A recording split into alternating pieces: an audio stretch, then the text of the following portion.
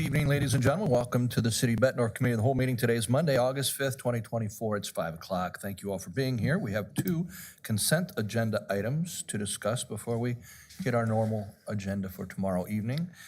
Both of these items are for our Community Development Director, Mr. Mark Hunt. Mark joins us in the center of the room. Thank you, sir. Appreciate it, too. Thanks, Your Honor. A couple cases for you tonight. First one at hand is case 24035, 1740 State Street. Should be easy to place in your mind's eye since it's just across the street here. The applicant is Jason Sturdivant. It's a site development plan for a change in use. It was a contractor office, and it's going to be changed to a bar with controlled impact recreation, a golf simulator. There's also been a lot of process around this case, as we did have Board of Adjustment approval of the bar and patio with alcohol service. That was on June 13th. We had a site development plan recommendation. Thank you. We had a site development plan recommendation on the 19th of June for the overall site development plan. And then as they were putting their site together, and we knew it would be close, they were a little tight on parking. Luckily, we do have some flexibility in our downtown parking ordinance and our off-site location parking plan or special location plan for parking. That was approved by the Board of Adjustment on July 11th. So we've really put them through the ringer with process here and wanted to make you aware of that timeline. As we always like to do, we want to check our future land use and our zoning. They are compliant with the urban high intensity, does allow for the existing C3 zoning. That's consistent with our future comp plan, now new comp plan. And also the bar and restaurant, or I'm sorry, bar and controlled impact are allowed in C3. So we're parallel with our plan and our zoning and our uses. Here's a quick look at the site plan. You can probably get a better look on your packets. Really, the big change here is adding a small, roughly 500 square foot addition so they can have the restroom facilities they need for the use they're trying to bring in. Most of their parking is going to be located to the north here along the alley, and that'll be their main entrance as well. They do have some employee parking in the front. It'll be signed as such. We just want to limit the turn-ins off of State Street and kind of drive people to the alley. And then we may have people parking elsewhere off-site at our public parking facilities here in Bettendorf and walking to the site, which we really appreciate in our downtown. They will have a small patio area kind of next to the addition. They may come back, request building permits in the future for a cover over that patio area, not an attached building, but more of a covered structure, if you will. That would be something that would have to meet building code in the future. Not part of the plan per se, but they did kind of outline it as a possibility here. There is some landscaping that will occur, 7 tree factors. You can see them here along 18th Street. And then the sidewalks and everything else stay in place. Dumpster location here in the back corner. Here's your elevations. Looks like the name will be State 18. This shows here the new construction, and the patio would be just right next to it right there. As I mentioned, we had a positive staff report. We did have previous BOA approvals for the location for parking and for the bar and patio with alcohol service. And we had a positive site plan recommendation from P&Z on the 19th. I'd be happy to answer any questions you may have. Any questions for Mark? Yes, Greg Jager. Just a quick question, sir. How many off-site parking spaces does the use expect to use? Technically 5, by the way the approval was done. Technically 5. Okay. It could, everybody could park off-site and we wouldn't know, but yeah. So it's not a dramatic impact to adjoining properties. It should not be, no. Thank you, sir. Any questions, Lisa? Nope. All right. Then I'd like to entertain a motion that this remain on tomorrow night's agenda as consent N. So moved. Second. All those in favor? Aye. Any opposed? We'll take it up tomorrow. Let's move to consent O, please.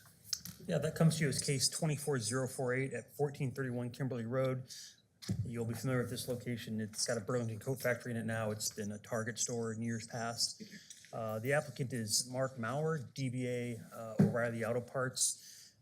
It's a site development plan. They want to demise the building and keep the current user, but in a smaller footprint, and then bring O'Reilly Auto Parts in as well. We'll get into a little bit of the details here for you. Again, we want to check our zoning and our future land use. We are compliant and the use is allowed, so our zoning matches with our future land use, and the use that would be brought under that C2 zoning, this retail use would be allowed. So we're parallel there. This is kind of a close in-up of the site plan, so you're not seeing the whole building here. North is to the top. You would recognize Middle Road over here. This is where O'Reilly's Auto Parts will go in this piece. The middle is still going to be empty for a while. They're looking for a customer to take over that location. And then Burlington Coat Factory will kind of take over that south piece, reduce their footprint to that south piece. Lots of parking already on site. They're going to have to, just because the new entrances, they're going to have to relocate some of the ADA parking. Going to locate a new dumpster location here. They haven't called out the locations specifically for the middle unit because they don't know exactly what use is going to occupy it, but when they do, we'll expect those to be brought forward as well. Floor plan, not much to see here. It's O'Reilly Auto Parts. I'm sure you're familiar with that brand. Again, overall site layout, pretty much the same as it was, just some new striping and painting to locate those entrances next to each of the three new front doors, if you will.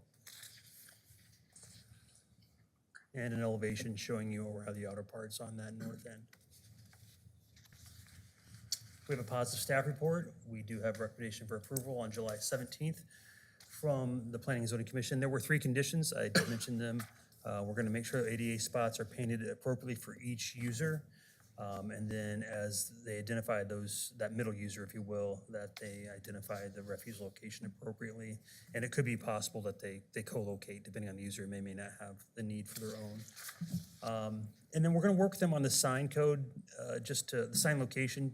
What they were originally proposing wasn't going to work, so what they'll have to do is work with our sign code to find a spot that will work, or maybe co-locate with an existing sign, which we would appreciate if possible. I'd be happy to answer any questions you may have. Questions for Mark here? Greg? Thank you, Your Honor. What are they doing to the outside? Yeah, minimal change to the outside. Okay, Really, here is the only elevation that we have to show you for the outside is the O'Reilly Auto Parts. okay, Burlington Coat Factory will just take their storefront and move it, use the same motif. okay. Thank you, Your Honor. You bet. Other questions? Okay, I'd like to entertain a motion that this remain on consent as O for tomorrow. So moved. Second. All those in favor? Aye. Any opposed? We'll take that up by unanimous vote as consent O. How about the remaining consent agenda items? Anything there that any particular council member would like to discuss at this time? Any questions you may have on consent? All right, let's entertain a motion to approve all remaining consent items. So moved. Second. All those in favor? Aye. Any opposed? We'll take up consent as a unanimous vote. All those will stay on consent. Any items to be added to tomorrow night's agenda by any council member? I don't have any. All right, we'll move to our strategic plan updates, and I'll hand it over to our city administrator, Decker Plain. Decker, you have the floor. Thank you, Your Honor. I did do a memo to you based on some questions from Councilmember Jager and Councilmember Sexer. I think we've answered the questions as it relates to strategic plan, and there were a couple of agenda items tonight that we visited with both Greg and Jerry about that I think we've resolved. The only one that you just voted on, there will be some new language on the IMEG contract to match up the concerns that were there. We'll have that for you tomorrow night. We'll have it probably in a memo for you tomorrow just so you can see it. The other questions were related to the strategic plan. It was not my intention to go through each and every item on the strategic plan. We provided you with the update. There were some questions for the chief on some of the speeding issues that I'd like him to address. I think he saw the questions that were raised, so, but I don't intend to go through each and every item. We did some briefings for you in the last couple weeks to go over most of the ones that had not been addressed. And I think the department heads have done a great job of going through the items that were assigned to them and giving updates. So I would expect or would wonder if you had any questions about any of those that you wanted to get fulfilled this evening. I think we could just start with the chief, if that's all right with you, Your Honor, and Yeah, and if have there are have questions? Keith talk about the speeding questions, or the speeding program, and then take any questions that you might have on the rest of the items that are outstanding, if you have those. Sounds good. Chief, please. Thank you, Mayor, City Council. So some of the things since last time we talked and I did an update, Angie Sharp continues to kind of be a godsend to me. She's very, very helpful and coming up with ideas and pushing out things. But as you know, and we've talked about, and hopefully you've seen, there's been a lot of social media, both on the city Bettendorf Facebook page and the PD over the last month. And we had done the mayor's message, which you're aware of. And we really concentrated a lot of the engagement on, the residential areas and really reinforcing the 25-mile-an-hour speed limit and communicating that in many ways.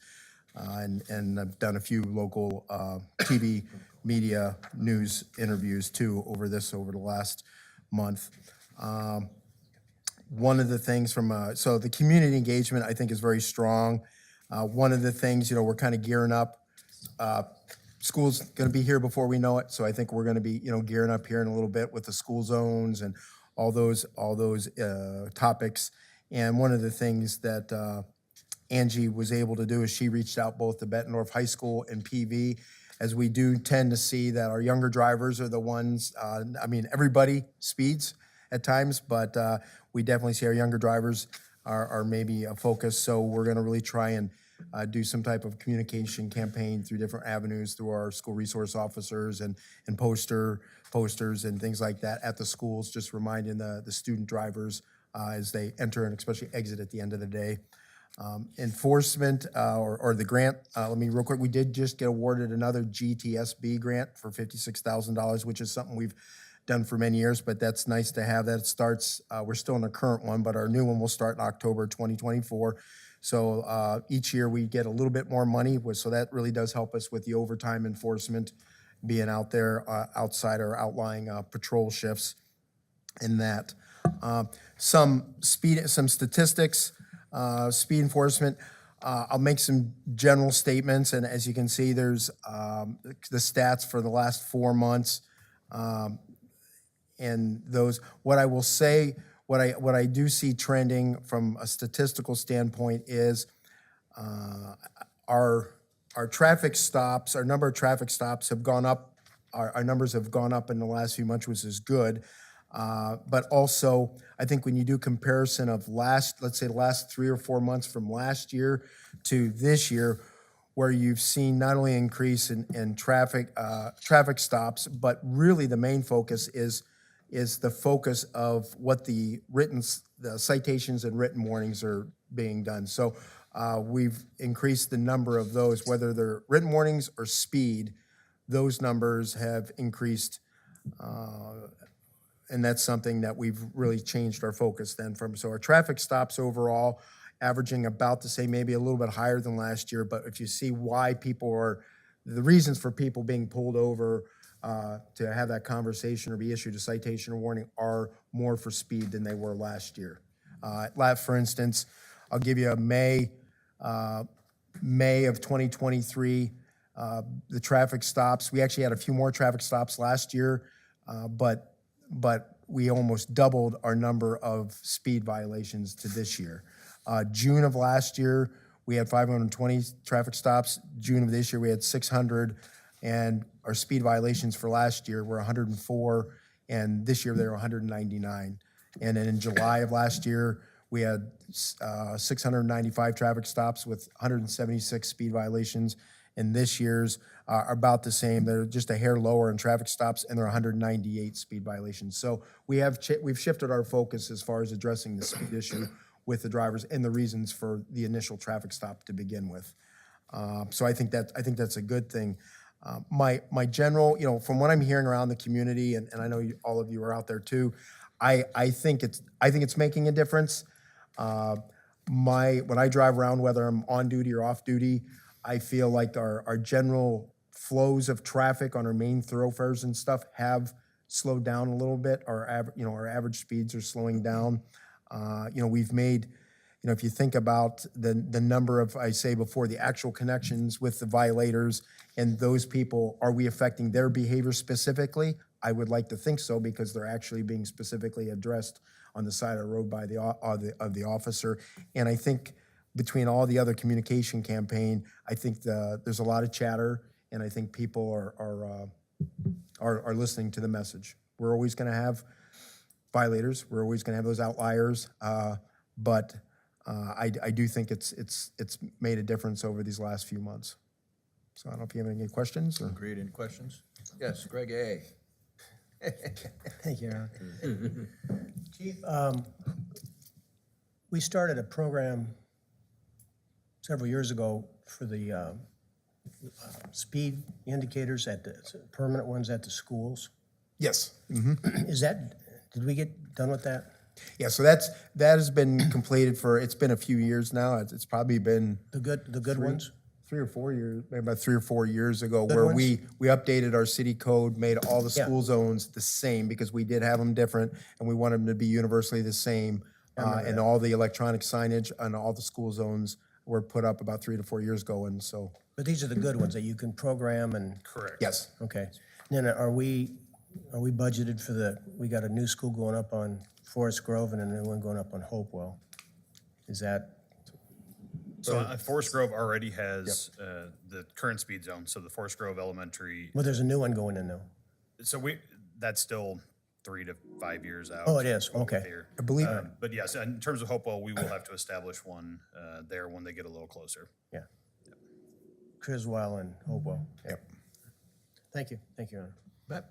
Other questions? Yes, Greg J. Thank you, Your Honor.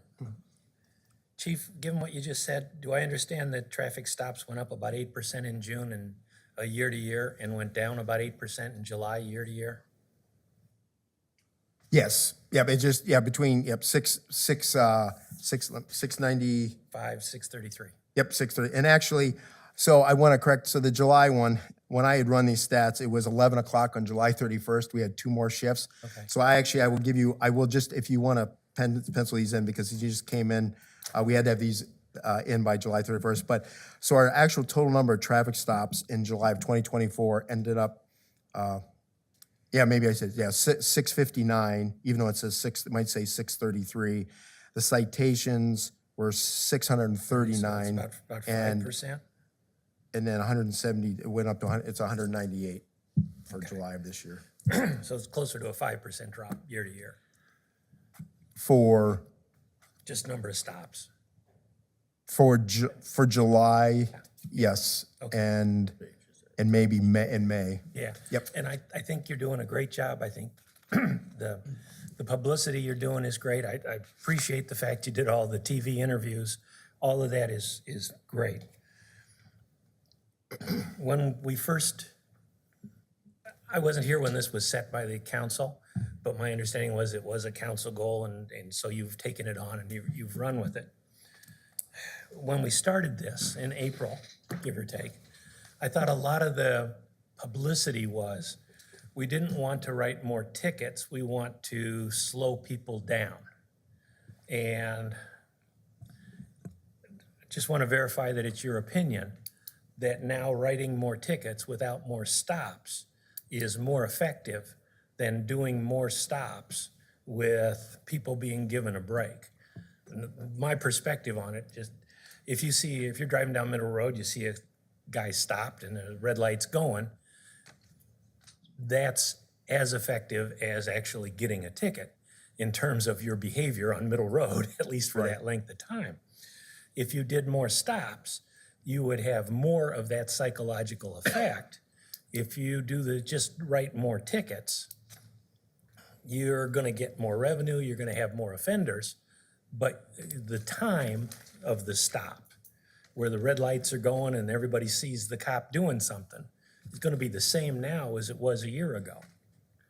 So I just wanna make sure that in your professional opinion, the way we're going, the direction we're traveling is the appropriate way. Yeah, and maybe for clarification, let me be clear. So when you're looking at on the update, where it says, April 124 speed violations, 240 for May, 199 and 172 for July. those are not all citations. That's a combination of citations and written warnings. Yeah. So we're leaving that decision up to the, and we can't, it's hard to break that down for this, but maybe to your point, the conversations we're having with the officers, when they make a traffic stop based on the infraction, one of the things they're gonna do is they're gonna go back and look in their local record, like, have they had issues before with speeding? You know, and depending on they take all that information and make that decision at that time, whether a citation or warning is issued. I don't, to your point, I don't know if we're necessarily out there writing more citations where people are going to court, but we are definitely engaging people more specifically on the infraction of speed, and they're either getting a written warning or a citation, just for I'd clarification. never want to take away the discretion of the police officer in the field. Whatever he or she does, I think is, God bless them, they're out there doing it, and I'm not. So whatever they decide, they decide. It's just the way we achieve the goal. How are we going to achieve the goal? Are we going to achieve the goal of greater traffic enforcement through greater issuance of warnings or general citations? Or is it presence that's going to achieve the goal of getting greater compliance? I don't know. And so I'm just asking the question. However we decide, we decide. Thank you, Your Honor. That was it. Thanks, Chief. Thanks. Other questions? Yes. Yeah, thank you, Your Honor. Nick, go ahead. Chief, just as Greg's question made me think of this. So when you're thinking about these repeat offenders, I actually happened to be in an establishment the other day in Bettendorf, and a woman comes in late for an appointment, and she says, I've been pulled over 9 times, and I've gotten written warnings 8 of the 9 times. So understanding the discretion of the officer, and I completely agree with Greg on that. But what is that level of, because I heard this and I'm thinking, Well, oh my gosh. Maybe we have a little bit of a gap in understanding here, but I just need clarification on that. I would be curious who that is, and I would say that type of information, I don't think is probably verifiable. I mean, that person is being truthful. I don't know why I should brag about something like that. Yeah, and I guess if she's going, I can't answer that, but I would like facts and to be able to address something like that. I can tell you if somebody had that, I would highly doubt that would be the case in my experience. If they, sometimes I will tell you, I'm told a lot of things from the public that don't end up, they're exaggerations or things like that. But until I could verify that, I'm not sure I can answer that. Understood. I just understanding what the spectrum of Sure. Our tolerance level is here. So, okay. Anything else? Other questions on other portions of the report? Any department head want to clarify anything that you wrote in the report so the council may have a better understanding?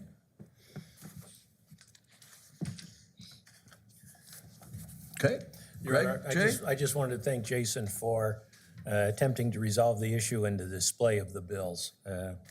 As I said to Deck It'll make it today- easier because you're used to reading it that way with the summary, and that makes sense. Yeah, Or and the memo. I appreciate that because I really don't want to go through every line trying to find the mayor and council budgets and then trying to work it back to see whether or not we're expending our total. So by department works so much better for me, and I appreciate your trying to get us there. I appreciate council's patience while we work through the nuances of our new system. Fair enough. All right. Anything else on the department head reports? Did you want to address any part of that we talked about earlier? Are we good?